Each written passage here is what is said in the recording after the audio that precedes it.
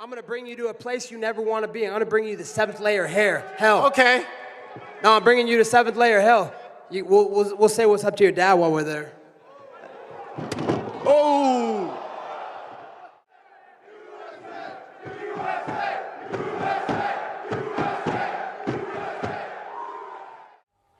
That man is as good as dead tomorrow. Make sure he keeps everything he said about my dad. Just tomorrow, we settle it.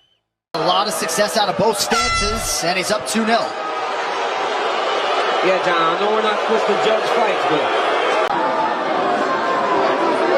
Right here. You can get out. God bless everybody for coming out. Thank you all for your support. Thank you all for the hate. You're all a bunch of broke anyways. You. What has made the UFC so successful is mainly heated rivalries, long build-ups, and two fighters that really do not like each other. And most of the time, that leads to very good fights, a lot of sales, a lot of pay-per-view buys, stuff such as Khabib versus Conor, DC versus Jones, a lot of those types of fights. However, there are the times where a fight has a similar build-up, but it does not deliver, and that is what we're going to be talking about today. The most underwhelming title fights in UFC history. I only have about 5 examples. I probably will make a part 2, but I feel like these are the best 5 examples, at least in recent times, that kind of represent this. This is also my first video with face cam. For the foreseeable future, I do plan on using it. But yeah, let's get straight into it. In the first example, and the most recent example, Alex Pereira versus Magomed Ankalaev. This was a very hyped up fight. This fight had such a long build up. I feel like this fight was building up for a year and a half or so. And this was one of my most excited fights, I feel like, for me personally, for 2025. You know, it wasn't Aspinall Jones. It wasn't even Khamzat Dricus. I feel like I'm more excited for that fight, but still. Or even Ilya Islam. This was up there. You know, this was 3-4. This was a big fight. You know, both guys were trash talking a ton. The press conference where Magomed said something like he's going to send him back to the tire shop. You had other moments. I think Pereira was also trash talking. He said something like he's never going to make Magomed, you know, forget the trash talk or whatever, similar to what he did with Jamal Hill, basically. He said, what I did to Jamal Hill, I'm going to do it way worse with you. Both guys really did not like each other. This was like, again, a 2-year buildup. Magomed was the dark horse. He was seen as the last kind of potential struggle that Pereira would face at light heavyweight. If Pereira beats Magomed, he's getting close to GOAT status, and he's going to fight the winner of Aspinall Jones, probably in the summer, maybe late that year. This was a massive fight. Pereira was arguably, and still is, maybe the biggest active star in the UFC. And what did we get? Well, we didn't get a finish. We didn't get a knockout. We got kind of a boring fight. The 4th and 5th round of this fight was pretty boring. I thought the first round also was pretty boring. Pereira just fighting on the back foot. I thought the 2nd and 3rd round actually wasn't that bad. I don't think it was a horrible fight. Magomed did really good. He rocked Pereira in the 2nd. Magomed, great performance. However, it was a boring fight, and it was a letdown. I don't think outside of people who are rooting for Magomed and are super big Magomed fans, you know, they like the Russians, whatever, no one was happy with this. I like Magomed, and I wasn't happy with this. I also like Pereira, but still, this was absolutely an underwhelming title fight. Definitely wasn't the best. Maybe the rematch is better, but honestly, I doubt it. And if you would have told me that they're rematching 2 months ago, I would have been hyped. Honestly, I'm not really looking forward to the rematch, to be honest. Light heavyweight, I feel like it's not going to be that exciting. I like Magomed, but again, very underwhelming fight. Moving on to the second example. This one, I feel like, is perfect for this video. Israel Adesanya, Yoel Romero. Now, Yoel, he was coming off of a few losses. It doesn't really make sense why he got the title shot, but they were close fights to Robert Whittaker, and both of those were 2 fight of the year contenders, 2 amazing all-time fights. He was riding high. Everyone loved to watch him fight, similar to like a Dustin Poirier. You know, everyone loved to watch him fight. He was also coming off of the Paulo Costa fight, which again, all 3 of these were very close competitive fights. He lost that one. Again, that was another fight of the year contender, really good fight. Even though he was on a loss streak, people still loved him. People still wanted to watch him fight. Adesanya was coming off of the Whittaker knockout win. People loved Adesanya at the time. Both guys were pretty loved. Yoel, I feel like the fans kind of got behind a little bit more. He kind of was the vet, you know. But for this fight, Adesanya, again, coming off of a knockout of the year contender, amazing performance against Robert Whittaker. It was a guaranteed fun fight. People thought someone's probably going to get knocked out. Both of these guys have knockout power, or it's going to be an absolute war. Adesanya also had the amazing fight with Kevin Gastelum, which was amazing. This was a guaranteed fun fight. And instead, we got one of the worst fights of all time. And what made it so bad is these two both were blaming each other so bad. It was so hard to watch. You had Adesanya in the post-fight press conference where he was just saying stuff like, you know, look at his leg. It was so cringy. If you rewatch it, you'll know what I mean. Yoel, that was like the People Pay interview or whatever, the iconic post-fight interview.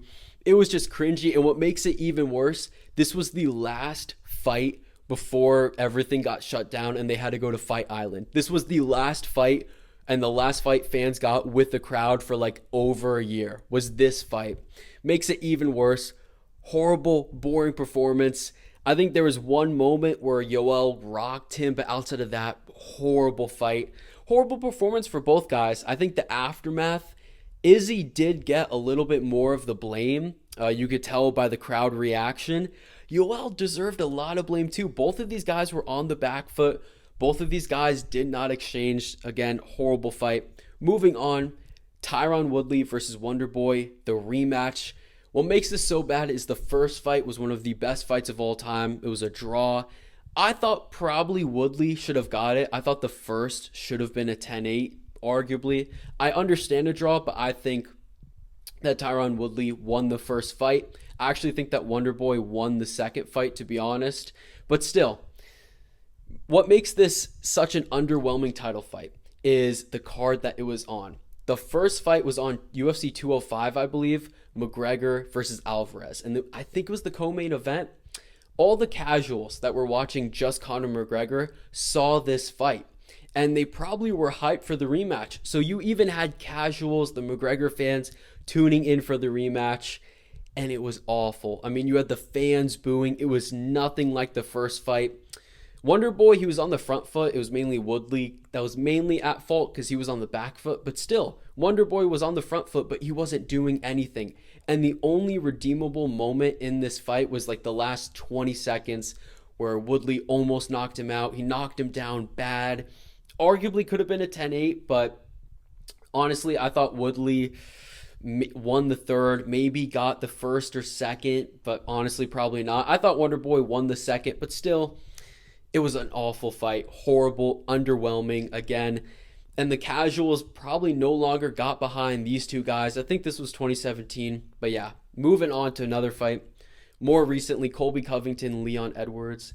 This was awful. I was so hyped for this because Colby, up until this point, Colby always brought it. You know, he was trash talking. He was, I mean, in the two Usman fights, I get at the beginning of the second fight, he wasn't really going all the way. You know, it looked like he was a little bit scared, but still, he usually brought it, you know. In the Masvidal fight, he brought it. He would always push forward. Leon, not too much, but Leon, 2 fights ago, got a knockout loss against Usman. And in the trilogy, I thought Leon did really good. He was relatively high output for a Leon fight. So both of these guys at this point, you know, they weren't known as boring fighters at this stage of their careers. And it was coming off of one of the craziest press conference moments of all time. The father comment, which, you know, I'll try to include or whatever. And we thought that Leon Edwards, if he's ever going to be urgent, if he's ever going to go for the knockout, it's going to be in this fight. We thought we're not going to see a typical Leon Edwards performance. He's going to go for the knockout. And I really thought that he was going to knock out Colby. Colby Covington, again, this is before Leon was hated. This kind of performance made both of these guys kind of lose stock. Colby, he brought Donald Trump out, had all those people supporting him, people dressed as like George Washington, just for it to be an awful fight. Again, Leon, it is more on Colby in this fight, I will say, because Leon, he was low output like always, but he was doing damage to the legs. You know, he's landing like little shots, and Colby, who's usually his pace, his pressure, was just on the back foot. And Leon, I thought his performance was okay, but it was so underwhelming. I mean, I usually don't think that Leon is going to perform well, even though I picked him last week or whatever. But I thought that he would do better than this. This just was an awful fight. And then you had Colby at the end, you know, saying, I thought I won the fight. Just awful. But yeah, moving on. I think this may be the last one. Usman versus Masvidal, the first fight. Now, the second fight, the rematch, over-delivered. This fight, however, had a lot of hype. Masvidal was coming off of that win streak, the Nate Diaz BMF fight. He was the BMF of the UFC. He was probably the second biggest active star in the UFC outside of Conor McGregor. He was a massive name, almost a household name. And then on top of that, 6 days notice. I think Gilbert Burns was supposed to fight Usman, pulls out. Usman was coming off of the Colby Covington TKO. Great performance, one of the best fights of all time. Usman, his stock was also up. And Masvidal, he was coming off of the Darren Till knockout, the Ben Askren flying knee KO. This fight, even though it was 6 days notice, had a lot of hype behind it. And I believe it was the last non-McGregor pay-per-view to sell over 1 million buys. If I'm not mistaken, I could be wrong. I think it sold like 1.1 million. This was a massive pay-per-view during COVID. Everyone was watching. And it ended up being a pretty boring fight. It's not just that Masvidal couldn't get the knockout, because Usman was the favorite. Even though he wasn't that big of a favorite, he was like minus 250. It was boring. Now, I rewatched it. It wasn't as bad as I remember. The first 2 rounds were actually pretty good. It's just like the third, fourth, and fifth, a lot of the fight was Usman holding him against the cage and just stomping on his foot, landing body shots here and there. But he had like trouble taking down Masvidal, and it's the worst when someone has trouble taking you down, but they can hold you against the fence, similar to like Ian Gary, Shavkat, those types of fights. But yeah, that's what a lot of the fight was, just against the cage. Very boring. And a lot of people, and I know there are people out there who try to act like they're like hardcore fans. They'll be like, oh, what are you talking about? This was such a good fight. And it's crazy because if you were there, no one enjoyed this fight. No one left this fight. It was like, man, we got to see the rematch. Some people were, but no one was excited. Similar to Magomed versus Pereira. People will act like, oh, you know, that was such a good fight. You know, you just don't like wrestling or whatever. No one outside of hardcore Usman or Ankalaev fans left that fight happy or wanting to see a rematch. Absolutely no one. They just weren't good fights, and this was one of them.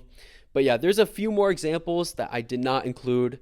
But overall, these are some of the most underwhelming title fights, in my opinion. But yeah, let me know what you think.